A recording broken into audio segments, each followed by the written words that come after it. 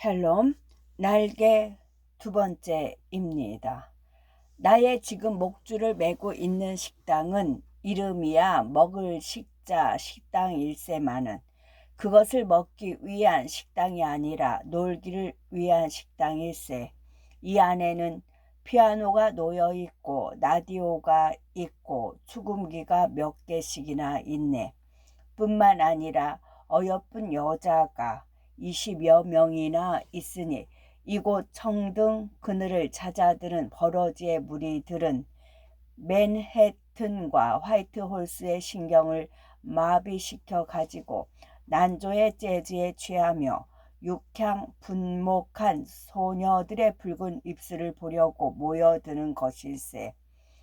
공장의 기적이 저녁을 고할 때면 이곳 식당은 그 광란의 두께를 열기 시작하는 것일세. 음란을 극한 노래와 광대에 가까운 춤으로 어우러지고 무르녹아서 그날 밤이 새어가는 것일세. 이 버러지들은 사회 전반의 계급을 망라하였으니 직업이 없는 불황아, 셀러리맨, 학생, 노동자, 신문, 기자, 배우, 취한 그러한 여러 가지 계급의 그들이나 그러나 촉감의 향락을 구하며 염가의 헛된 사랑을 구하러 오는 데에는 다 한결같이 일치하여 버리고 마는 것일세. 나는 밤마다 이 버러지들의 목을 축이기 위한 신경을 마비시키기 위한 비료거리와 마취제를 요리하기에 여념이 없는 것일세. 나는 밤새도록 이 어지러운 소음을 귀가 헤어지도록 듣고 있는 것일세.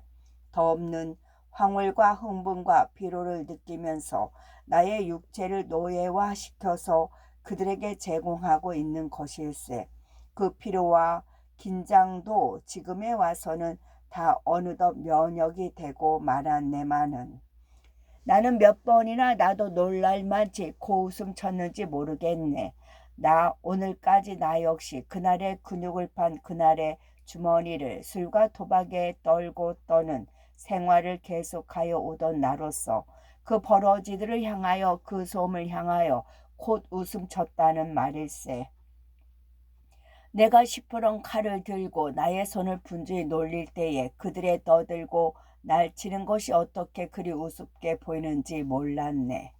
무엇하러 저들은 일부러 술로 몸을 피로시키며 밤샘으로 정력을 감퇴시키기를 즐겨할까? 무엇하러 저들의 포켓을 일부러 털어 바치러 올까? 이것은 전면 나에게 대하여 수수께끼였네. 한편으로는 그들이 어린애같이 보이고 철없어 보이고 불쌍한 생각까지 들어서 내가 왜 술을 먹었던가, 내가 왜 도박을 했던가, 내가 왜 일부러 남의 포켓을 털어버렸던가. 이렇게 지나간 이태 남짓한 나의 생활에 대하여 의심도 하며 스스로 꾸짖으며 부끄러워도 하여 보았네.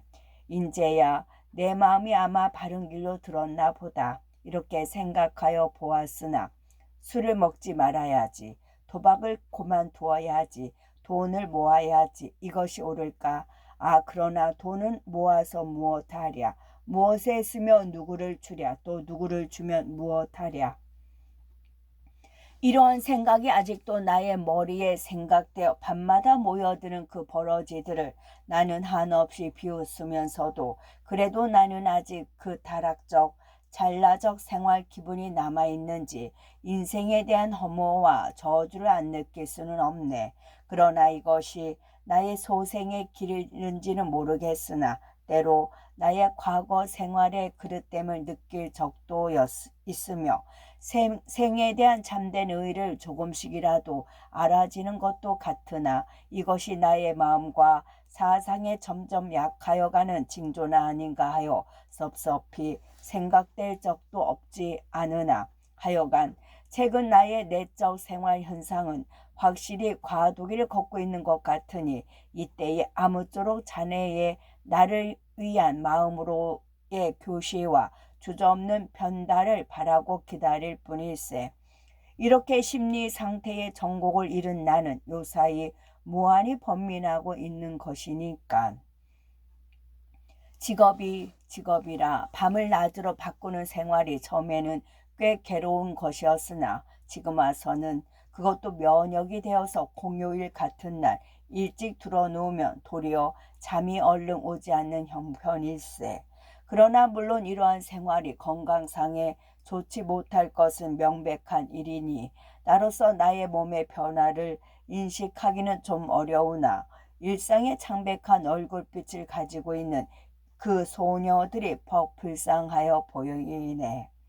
그러나 또 한편 밤잠을 못 잘 망정 지금의 나는 한 사람의 훌륭한 쿡으로서 누구에게도 손색이 없는 것일세. 부질없는 목구멍을 이어가기에 나는 두 가지의 획식수를 배웠구나 하는 생각을 하면 이 몸이 한없이 애처롭기도 하네. 쿡이니만큼 먹기는 누구보다도 잘 먹으며 또 이 식당 안에서는 그래 당당한 세력을 가지고 있는 것일세. 내가 몹시 쌀쌀한 사람이라 그런지 여급들도 그리 나를 사귀려고도 하느나 들은즉 그들 가운데에도 퍽 고생도 많이 하고 기구한 운명에 쫓기어온 불쌍한 사람도 많은 모양이야. 이 쿡 생활이 언제까지나 계속되겠으며 또 이 명곡옥에 언제까지나 있을지는 나로서도 기필할 수 없거니와 아직은 이 쿡 생활을 그만둘 생각도 명곡을 떠날 계획도 아무것도 없네. 오직 운명이 다가올 다음의 장난은 무엇인지 기다리고 있을 따름일세. 처음 신호에 닿았을 때 그곳 누구인가가 말한 것과 같이 날이 가고 달이 가면 차차 관계치 않으리라 하더니 참으로 요사이는 고향도 형제도 친구도 다 잊었는지 별로 꿈도 안 꾸어지네. 오직 자네를 그리워하는 외에는 그저 아무나 만나는 대로 허허 웃고 사는 요사이의 나의 생활은 그다지 나로 하여금 적막과 고독을 느끼게 하지도 않네. 차라리 다행으로 여길까. 이곳은 그다지 춥지는 않으나 고향은 무던히 추렸다. 티는 요사이 어찌나 살아가며 어비가 그렇게 재주가 있어서 공부를 잘한다니 티 집안을 위해서나 널리 조선을 위해서나 또한 기뻐할 일이 아니겠나. 자네의 나를 생각하여 주는 뜨거운 글을 기다리고 아울러 자네의 건강을 빌며 M에게 보내는 편지 4번째. 태양은 언제나 물체들의 짧은 그림자를 던져준 적이 없는 그 태양을 머리에 이고 였다느니 보다는 빛으로 바라다 보며 살아가는 곳이 내가 재생하기 전에 살던 곳이었네. 태양은 정오에도 결코 물체들의 짧은 그림자를 던져주기를 영원히 거절하고 있는 물체들은 영원히 긴 그림자만을 가짐에 만족하고 있지 않으면 안 될 그만큼 북극권에 가까운 위경도의 숫자를 소유한 곳. 그곳이 내가 재생하기 전에 내가 살던 참으로 꿈 같은 세계이겠네. 원시를 자랑스러운 듯이 이야기하며 하늘의 높은 것만 알았던지 법선으로만 이렇게 울립하여 있는 무수한 진엽수들은 백중천중으로 포개져 있는 잎새 사이로 다망색 태양광을 황홀한 간섭 작용으로 투과시키고 있는 잠자고 있는 듯한 광경이 내가 재생하기 전에 살던 그 나라 그 북극이 아니면 어느 곳에서도 얻어볼 수 없는 시적 정조인 것이었네. 오로지 지금에는 꿈이라면 너무나 깊이가 깊고 잊어버리기에 너무나 감명 독한 꿈이로만 나의 변화 많은 생의 한 조각답게 기억되네마는 그 언제나 휘발유 찌꺼기 같은 값센 음식에 살찐 사람의 지방빛 같은 그 하늘을 내가 부득이 연상할 적마다 구름 한 점 없는 이 정천을 보고 있는 나의 개인 마음까지 지저분한 막대기로 휘저어 놓은 것 같네. 그것은 영원히 나의 마음의 흐릿터분한 기억으로 조금이라도 밝은 빛을 얻어보려고 고달파하는 나의 가엾은 노력에 최후까지 수반될 저주할 방해물인 것일세.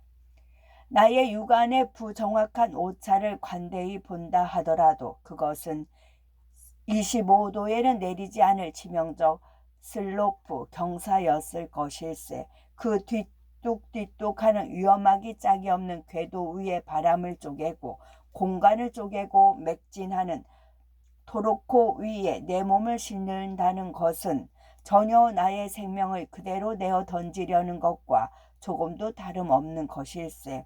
이미 부정된 생을 식도라는 질긴 줄에 포박당하여 억지로 질질 끌려가는 그들의 살아간다는 것은 그들의 피부와 조금도 질 것 없이 조그만치의 윤택도 없는 짓이 아니고 무엇이겠나.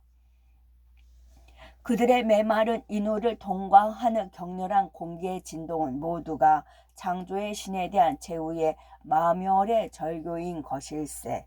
그 음울한 소리를 들을 수 있는 사람은 누구나 다 싫다는 것을 억지로 매질을 받아가며 강제되는 삶에 대하여 필사적 항의를 드리지 않을 사람이 어디 있겠나. 오직 그들의 눈에는 천고의 백서를 머리 위에 이고 풍으로 더불어 이야기하는 연사한의 봄도라지들도 한낱 악마의 우상밖에 아무 것으로도 보이지 않는 것일세. 그때의 사람의 마음은 환경의 거울이라는 것이 아니겠나. 나는 제 생으로 말미암아 생에 대한 새로운 용기와 환희를 한 몸에 획득한 것 같은 지금의 나로 변하여 있는 것일세. 그러기에 전세의 나를 그 혈사를 고백하기에 의외로 통쾌와 얼마의 자만까지 느끼는 것이 아니겠나. 내가 그 경사 위에서 참으로 생명을 내어 던지는 일을 하던 그 의식 없던 과정을 자네에게 쏟아드리는 것은 필연컨대 그 용기와 그 기쁨에 격려된 한 표상이 아닐까 하는 것일세. 그때까지의 나의 생에 대한 신념은 구태여 신념이 있었다고 하면 그것은 너무나 유희적이었음에 놀라지 아니할 수 없네. 사람이 유희적으로 살 수가 있담. 결국 나는 때때로 허무 두 자아를 입 밖에 해트리며 거리를 왕래하는 한개 조그마한 경멸할 니힐리스트였던 것일세. 생을 찾다가 생을 부정했다가 드디어 처음으로 귀하여야만 할 나의 과정은 나는 허무에 귀하기 전에 벌써 생을 부정하였어야 될 터인데 어느 때에 내가 나의 생을 부정했던가. 집을 떠날 때 그때는 내가 줄기찬 힘으로 생에 매어 달리지 않았던가. 그러면 어머님을 잃었을 때 그때 나는 언간 무수한 허물을 입 밖에 방산시킨 뒤가 아니었던가. 그 사이 내가 집을 떠날 때부터 어머님을 잃을 때까지 그 사이는 실로 짧은 동안뿐이라. 그동안에 나는 생을 부정해야만 할 아무런 이유도 가지지 않았던가. 생을 부정할 아무 이유도 없이 안감질로 허탄히 허물을 질질 흘려왔다는 그 희롱적 나의 과거가 부끄럽고 꾸지람하고 싶은 것일세. 회환을 느끼는 것일세. 생을 부정할 아무 이유도 없다. 허물을 운운할 아무 이유도 없다. 힘차게 살아야만 하는 것이. 재생한 뒤에 나는 나의 몸과 마음에 책짓질하여 온 것일세. 누구는 말하였지. 신에게 대한 최후의 복수는 내 몸을 사바로부터 살아트리는 데 있다고. 그러나 나는 신에게 대한 최후의 복수는 부정되려는 생을 줄기차게 살아가는 데 있다. 이렇게. 또한 신뢰와 같이 그 슬로프를 나려 줄이고 있는 얼마 안 되는 순간에 어떠한 순간이었네. 내 귀에는 무서운 소리가 들려왔어. 누구야, 뛰어내려라. 죽는다. 네 뒤 도로가 비었다. 뛰어내려라. 나는 거의 본능적으로 고개를 돌렸네. 과연 나의 뒤를 몇 간 안 되게까지 육박해온 반드시 조정하는 사람이 있어야만 할 그 도로 위에는 사람이 없는 것이었네. 나는 브레이크를 놓았네. 동시에 나의 도로도 무서운 속도로 나의 앞에 가는 도로를 육박하는 것이었네. 나는 도로 위에서 필사적으로 부르짖었네. 야, 앞에 도로야. 브레이크를 놓아라. 충돌된다. 죽는다. 내 뒷 도로에는 사람이 없다. 브레이크를 놓아라.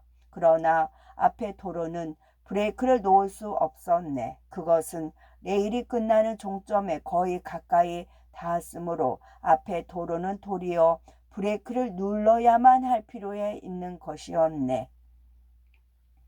내가 뛰어내려 그러면 내 도로에 브레이크를 놓아진다. 그러면 내 도로는 앞에 도로와 충돌된다. 그러면 앞에 놈은 죽는다. 나는 뒤를 또 한 번 돌아다 보았네.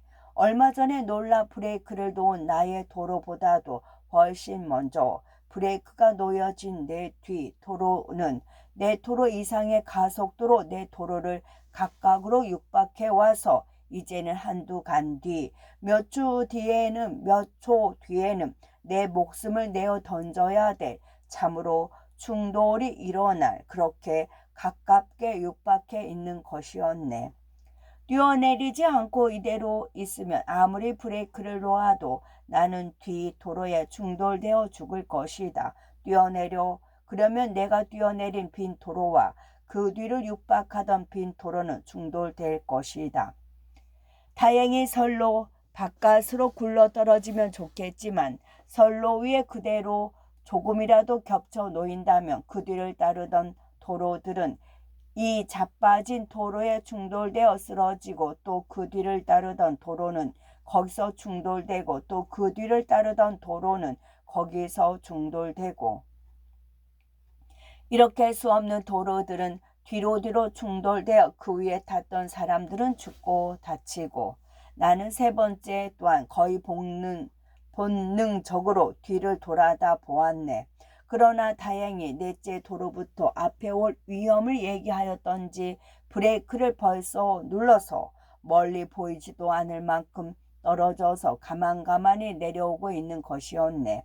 다만 화산의 분할을 바라보고 있는 사람의 눈초리와 같은 그러한 공포에 가득 찬 눈초리로 멀리 앞을 우리들을 바라다 보고 있는 것이었네. 그때에 뛰어내리자. 그래야만 앞에 사람이 산다. 내가 화살 같은 도로에서 발을 떼려 하는 순간 때는 이미 늦었네. 뒤에 육박해 오던 주인 없는 도로는 무슨 종호가 나에게 그리 깊었던지 젖먹은 기운까지 다하는 단말마의 야수같이 나의 도로에 거대한 음향과 함께 충돌되고 말았네. 그 순간에 우주는 나로부터 소멸되고 다만 오랫동안의 무가 계속되었을 뿐이었다고 보고할 만치 모든 일과 물건들은 나의 정신권 내에 있지 않았던 것일세. 다만 재생한 후 멀리 내 도로의 뒤를 따르던 몇 사람으로부터 공중에 솟았던 나의 구후 존재를 신화 삼아 들었을 뿐일세.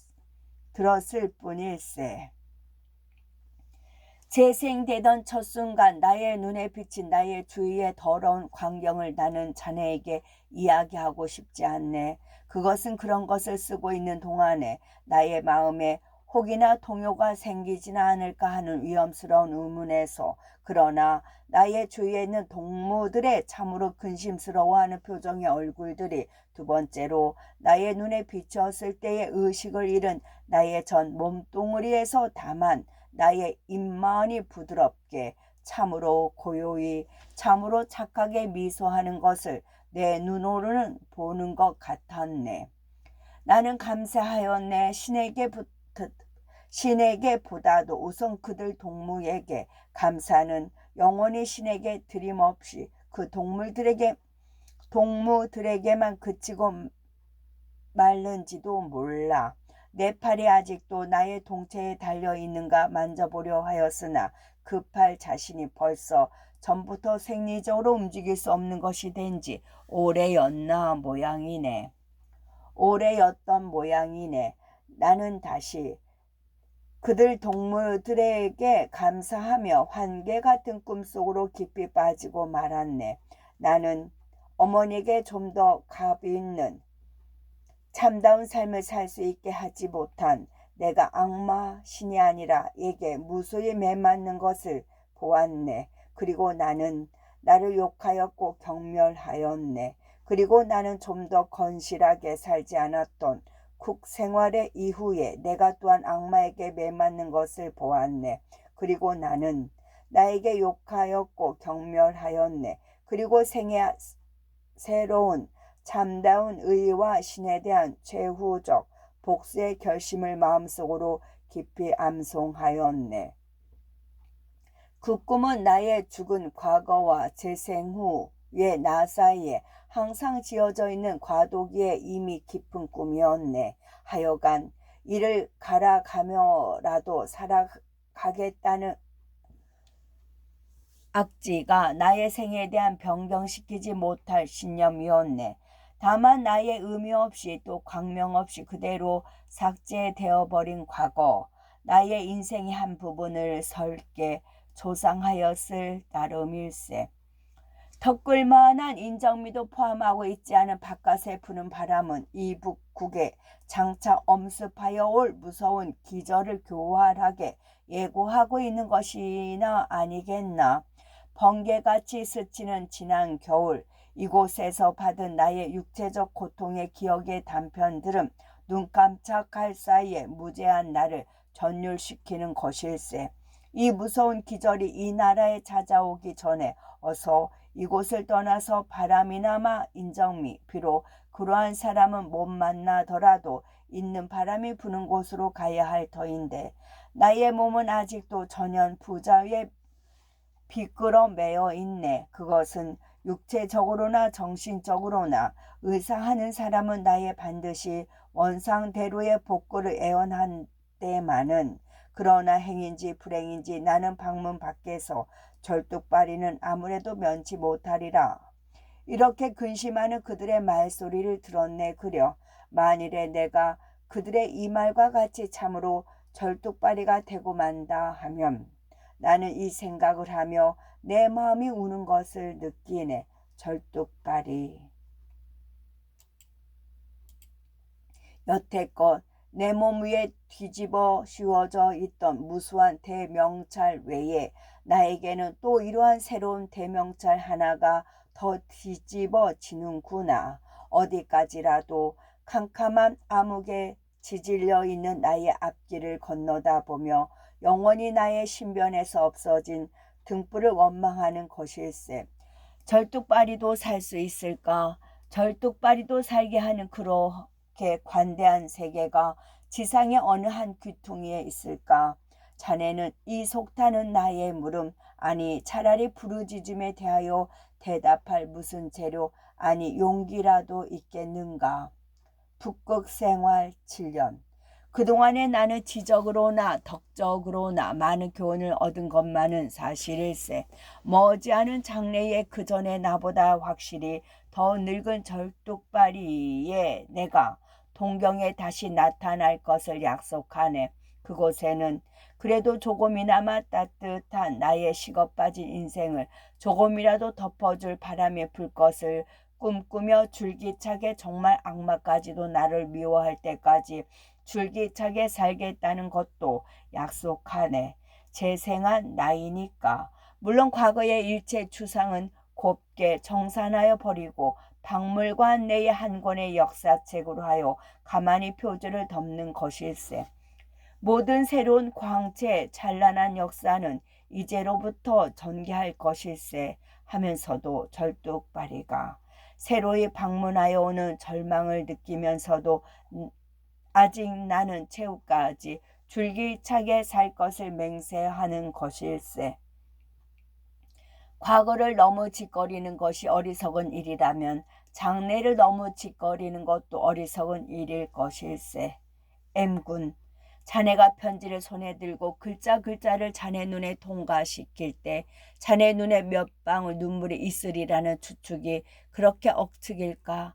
그러나 감히 바란다면 첫째로는 자네의 생에 대한 실망을 경계할 것이며 둘째로는 나의 절뚝발이에 대하여 형식적 동정에 그칠 것이요 결코 자살적 비애를 느끼지 말 것들이었겠네.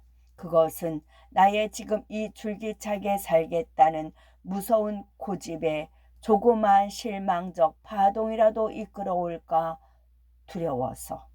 나의 염세에 대한 결사적 투쟁은 자네의 신경을 번잡게 할 만치 되어 나아갈 것을 자네에게 약속하기를 꺼리지 않네.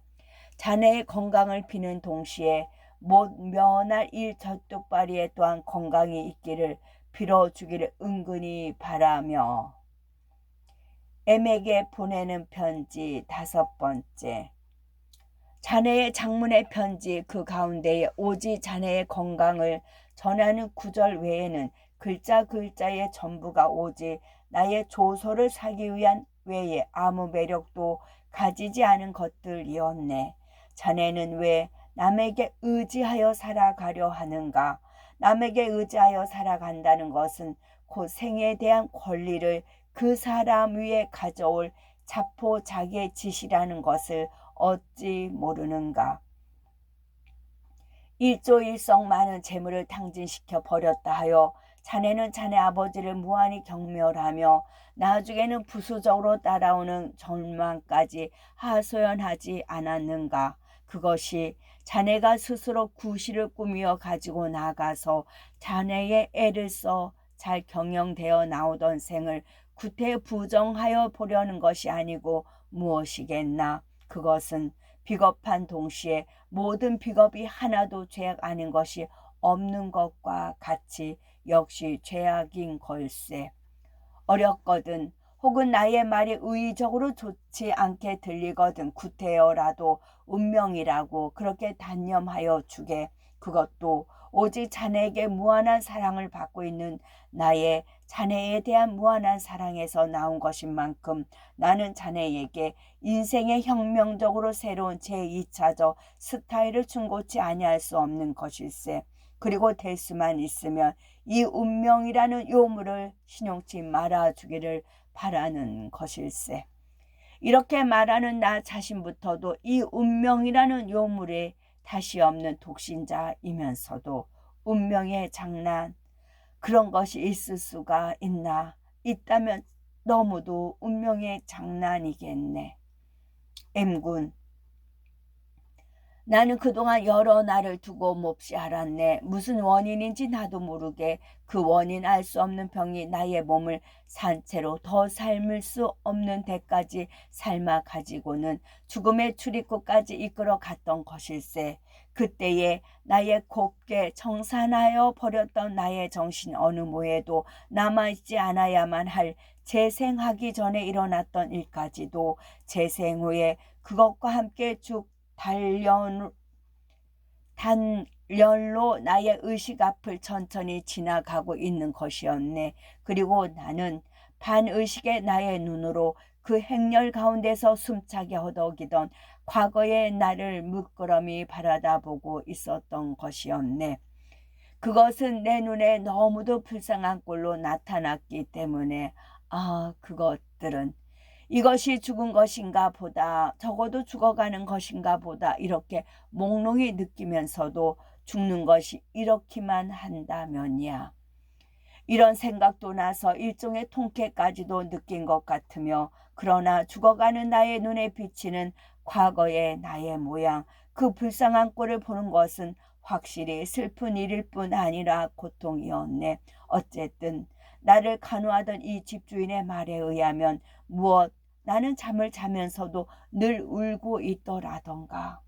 이것이 죽는 것이라면 이렇게 이 꼴 사나운 행렬을 바라보던 나의 머리 가운데에는 내가 사랑에 줄여 있는 형제와 옛 친구를 애걸하듯이 그리며 그 행렬 가운데에 행여나 나타나기를 무한히 기다렸던 것일세.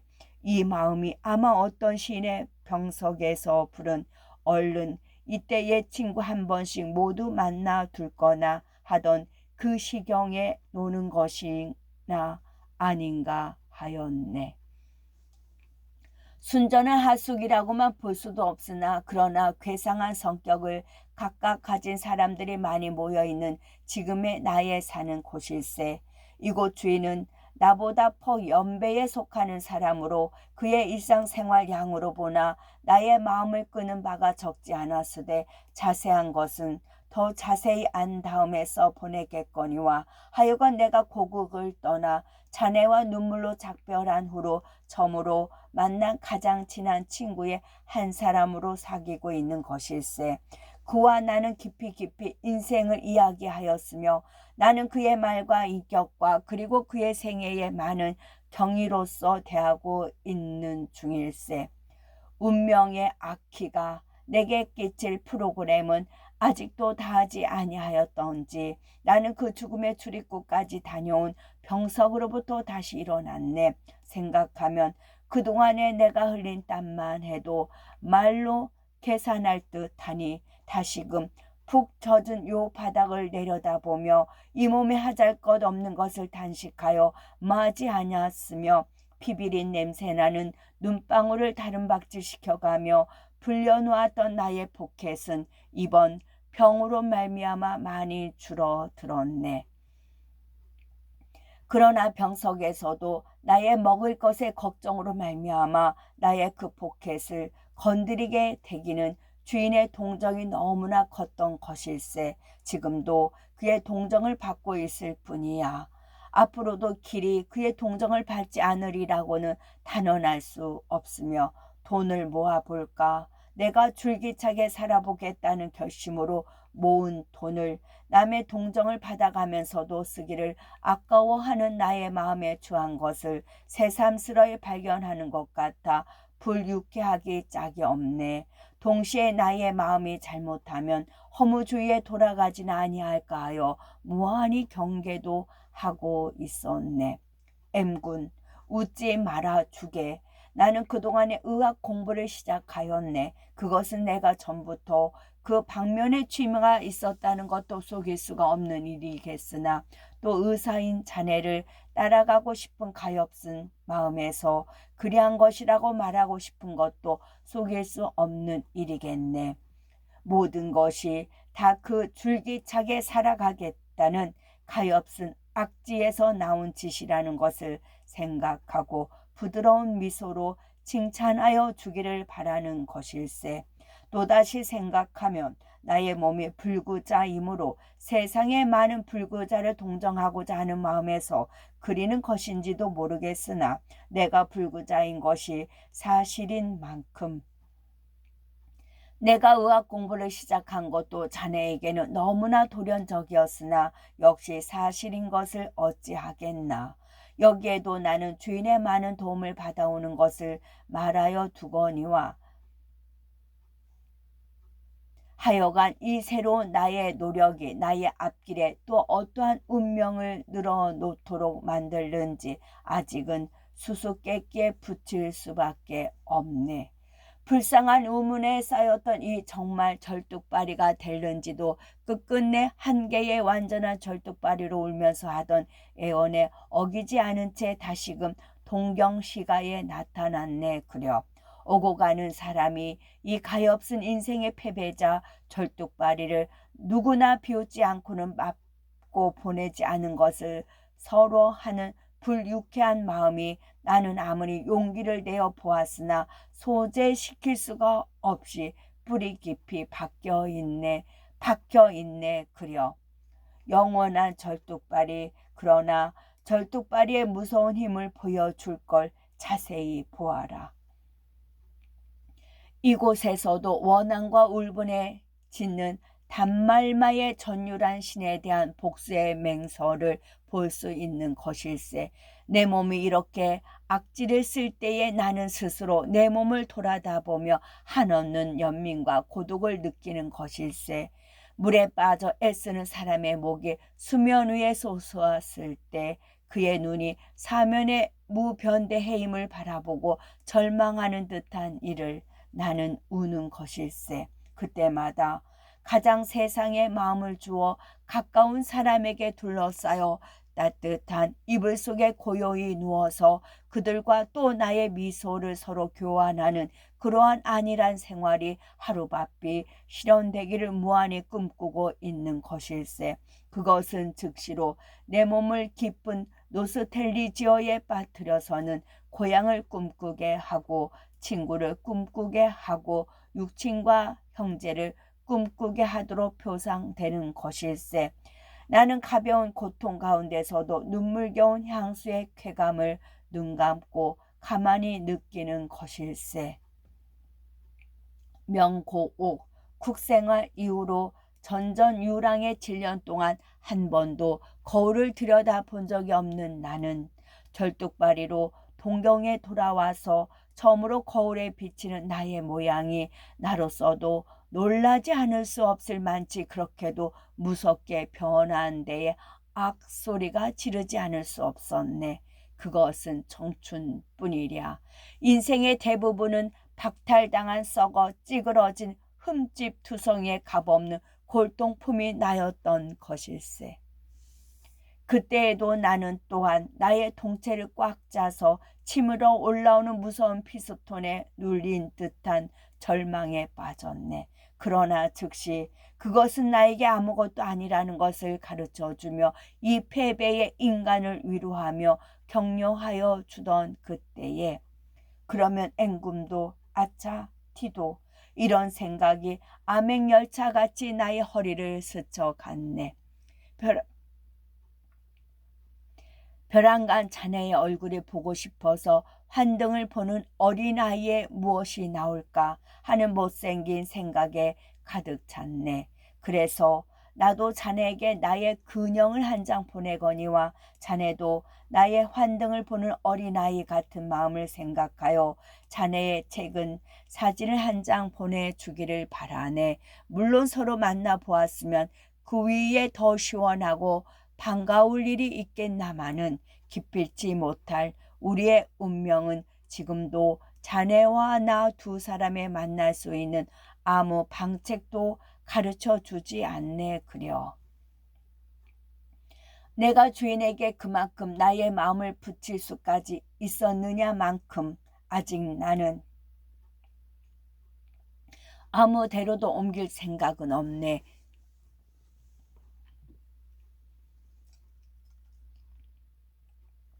지금 생각 같아서는 앞으로 얼마든지 이곳에 있을 것 같으니까 나에게 결정적 변동이 없는 한 자네는 안심하고 이곳에서 편지하여 주기를 바라네. 티는 요즘 어떠한가? 여전히 적빈의 심신을 조들리고 있다 하니 그도 한 운명에 맡길 수밖에 없지 않겠나. 나의 안부 잘 전하여 주게. 내가 집을 떠나 10년 동안 티에게 한 장 편지를 직접 붙이지 않은 데 대하여서는 나의 마음 가운데에 덜끌만치라도 티에게 악의가 있지 않은 것은 물론 자네가 잘 알고 있으니까 자네의 사진이 오기를 기다리며 또 자네의 여전한 건강을 빌며 영원한 절뚝발이로 붙어 벗어나려고 애쓰는 환경일수록 그 환경은 그 사람에게 매어 달려 벗어나지를 않는 것이다. 티가 아무리 그 적빈을 벗어나려고 애써왔으나 형과 갈린 지 16년인 오늘까지도 역시 그 적빈을 면할 수는 없었다. 아버지의 불의의 실패가 있기 전까지도 그래도 그곳에서는 상당히 물적으로 유족한 생활을 하고 있던 M군의 호의로 티가 결정적 직업을 가지게 되지 못하였다 할진대 세상에서 더욱이 가난한 사람은 더욱 가난해지지 않으면 안 되게 변해가는 세상에서 티의 가족들은 그날그날의 목을 축일 것으로 말미암아 더욱이나 그들의 머리를 썩이지 않을 수 없었을 것이다. 그러나 다행히 위험성 적은 생계를 경영해 나간다고는 하여도 역시 가난 그것은 한 껍데기로 변치 못할 것은 말할 것도 없다. 행인지 불행인지 티의 아내는 어비 하나를 낳은 뒤로는 사내 아이도 계집 아이도 낳지 못하였다. 그리하여 티의 가정은 쓸쓸하였다. 그러나 다만 세 식구밖에 안 되는 간단한 가정으로도 그때나 이때나 존재하여 왔던 것이다. 적빈 가운데에서 출생한 어비가 반드시 못났으리라고 추측한다면 그것은 전혀 사실과 반대되는 추측일 것이다. 어비는 그 아버지 T에게서도 또 그 외에 그 가족의 누구에서도 찾아볼 수 없을 만치 영리하고 예민한 재질과 풍부한 두뇌의 소유자로 태어났던 것이다. 과연 어비는 어려서부터 간기로 죽을 뻔 하면서 겨우 살아났다. 그러나 지금에는 건강한 몸이 되었다. T의 적빈한 가정에는 그들에게 다시 없는 위안거리였고 자랑거리였다. T의 부처는 어비가 어려서부터 죽을 것을 근근히 살아왔다는 이유로도 또 남의 자식보다 잘났고 똑똑하다는 이유로도 그 가정의 자랑거리라는 이유로도 그 아들의 덕을 보겠다는 이유로도 그들의 줄 수 있는 최절정의 사랑을 업에게 바쳐왔던 것이다. 양육의 방침이 그 양육되는 아이의 성격에 거의 전부를 결정한다면 교육의 방침도 또한 그의 성격에 적지 않은 관계를 끼칠 것이다. 어비는 적빈한 가정에 태어났으나 또한 M군의 호의로 받을 만큼의 계제적 교육을 받아왔다. 좋은 두뇌의 소유자인 업에게 대하여 이 교육은 효과 없지 않을 뿐이랴. 무엇에든지 그는 남보다 먼저 당할 줄 알고 남보다 일찍 알 줄 알고 남보다 일찍 느낄 줄 아는 혁혁한 공적을 이루었다. M군이 해외에 있는 그 친구에게 보내는 편지마다 자기의 공로를 자랑하는 의미를 떠난 덧없는 칭찬도 칭찬이거니와 학교 선생이나 그들 주위의 사람들은 누구나 다 최고의 칭찬하기를 아끼지 않아왔던 것이다. T에게는 이것이 몸에 넘치는 광영인 것은 물론이요. 그러므로 어비는 T의 둘도 없는 자랑거리요 보물이었던 것이다. 훌륭한 아들을 가진 사람, 이와 같은 말을 들은 T로 하여금 업을 위하여야 하는 것은 물론이요. 이와 같은 말을 영구히 몸에 박기 위해서는 어비를 T의 상전으로 위하기까지 시켰다. 너무 과도한 칭찬의 말은 T에게 기쁨을 줄 뿐 아니라 T에게 또한 무거운 책임도 주는 것이었다. 이 아들을 위하여야 한다. 업을 소유한 아버지 T씨가 아니었고 T씨를 소유한 아들이었던 것이다. 업은 T씨가 가장 그 책임을 다하여야만 하고 그 충실을 다하여야만 할 T씨의 주인인 것이었다. T씨는 업이 그 어머니의 백속을 하직하던 날부터 오늘까지 성낸 손으로 업을 때려 본 일이 한 번도 없을 뿐 아니라 변한 어조로 꾸지람 한마디 못하여 본 채로 왔던 것이다. 내가 지금은 이렇게 가난하지만 저것이 자라서 훌륭하게 되는 날에는 나는 저것의 덕을 보리라. 다만 하루라도 바삐 업이 학업을 마치기만 그리하여 하루라도 바삐 훌륭한 사람이 되기만 한없이 기다렸던 것이었다. 비록 업이 여화한 괴상한 행동을 하더라도 T씨는 저것도 다 공부에 소용되는 일이겠지 하고 업이 활동사진 배우에 브로마이드를 사다가 그의 방벽에다가 쭉 붙여 놓아도 그것이 무엇이냐고 업에게도 M군에게도 묻지도 않고 그저 이렇게만 생각하여 버리고 그만두는 것이었다. 더욱이 무식한 T씨로서는 그런 것을 물어보거나 혹시 잘못하는 듯한 점에 대하여 충고라도 하여 보거나 하는 것은 필요 없는 간섭같이 생각되어 전혀 입을 내어 밀기를 주저하여 왔던 것이다. 언제나 T씨는 업의 동정을 살펴가며 어비가 T씨 밑에서 사는 것이 아니라 T씨가 업의 밑에서 사는 것과 같은 모순에 가까운 상태에서 그날을 살아왔던 것이다. 이런 때의 선천적 성격이라는 것은 의문이 많은 것이다. 사람의 성격은 외래의 자극 즉 환경에 따라 형성되어지는 것이라는 결론에 도달치 않을 수 없는 것이다. 이와 같은 교육 방침 밑에 있는 또 이와 같은 환경에서 자라나는 업의 성격이 그가 태어난 가정의 적빈함에 반대로 교만하기 짝이 없고 방종하기 짝이 없는 업을 형성할 것은 물론임에 오류를 발견할 수 없을 것이다. 업은 자기 주위의 모든 사람을 보기를 모두 자기 아버지 티시와 같이 보는 것이었다. 자기의 말을 티시가 잘 들어주듯이 세상 사람도 그렇게 희생적으로 자기의 말에 전혀 노예적으로 굴종할 것이라고 믿는 것이었다. 자기를 호위하여 주리라고 믿는 것이었다.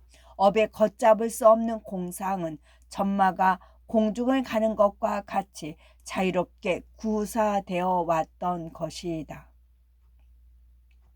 햄릿의 유령, 올리브의 감람수의 방향, 브로드웨이의 경종, 만모툴의 리젤, 오페라 좌의 화문천정, 이렇게 허영. 그것들은 뒤가 뒤를 물고 환상에 젖은 그의 머리를 끊이지 않고 지나가는 것이었다. 방종, 허영, 타락. 이것은 영리한 두뇌의 소유자인 업이라도 반드시 걸어야만 할 과정이 아닐까. 그들이 가정이 만들어낸, 그들의 교육 방침이 만들어낸, 그러나 엉뚱한 결과를 가져오게 한 예기 못한 기적. 업은 과연 지금의 그의 가장 혜성같이 나타난 한 기적적 존재인 것이었다. 끝.